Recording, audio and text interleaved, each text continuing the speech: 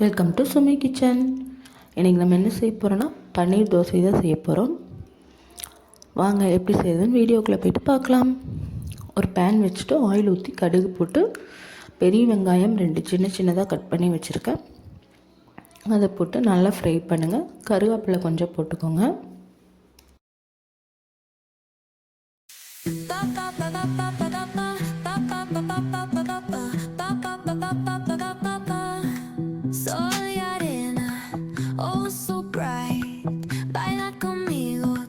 பெரிய வெங்காயம் நல்லா ஃப்ரை ஆனதும் 2 கேரட் துருவி வச்சுருக்கேன், அதையும் போட்டு நல்லா ஃப்ரை பண்ணிக்கிறேன்.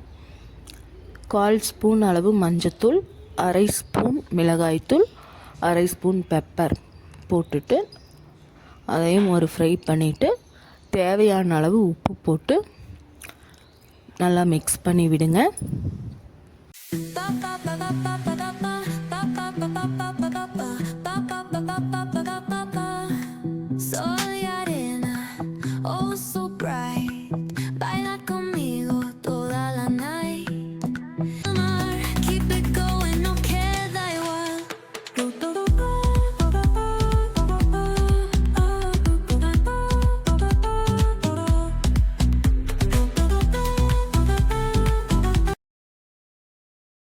இப்போ கேரட் நல்லா ஃப்ரை ஆயிடுச்சு. நம்ம துருவி வச்சுருக்கிற பன்னீரை போட்டு ஜஸ்ட் அதில் மிக்ஸ் பண்ணி விட்டு உடனே ஸ்டவ் ஆஃப் பண்ணிடலாம். பன்னீரை ஓவராக ஃப்ரை பண்ணக்கூடாது.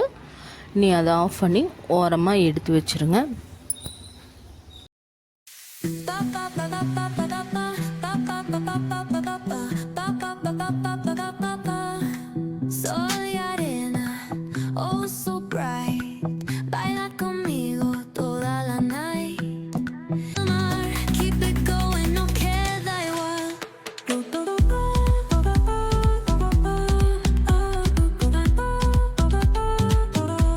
இனி நாம் நார்மலாக தோசை ஊற்றுற மாதிரி ஊற்றிட்டு நம்ம ரெடி பண்ணி வச்சுருக்கிற மசாலாவை நடுவில் போட்டு தோசையை மடித்து போட்டு எடுத்தோன்னா சூப்பரான பன்னீர் தோசை ரெடி.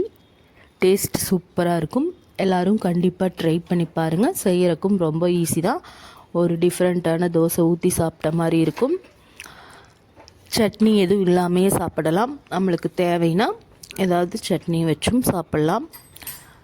ரொம்ப நல்லாயிருக்கும். எல்லோரும் கண்டிப்பாக ட்ரை பண்ணி பாருங்கள். நம்ம சேனலை சப்போர்ட் பண்ணுங்கள். மறக்காமல் சப்ஸ்கிரைப் பண்ணுங்கள். நம்ம வீடியோஸ் பிடிச்சிருந்தா ஷேர் பண்ணுங்கள். தேங்க்ஸ் ஃபார் வாட்சிங்.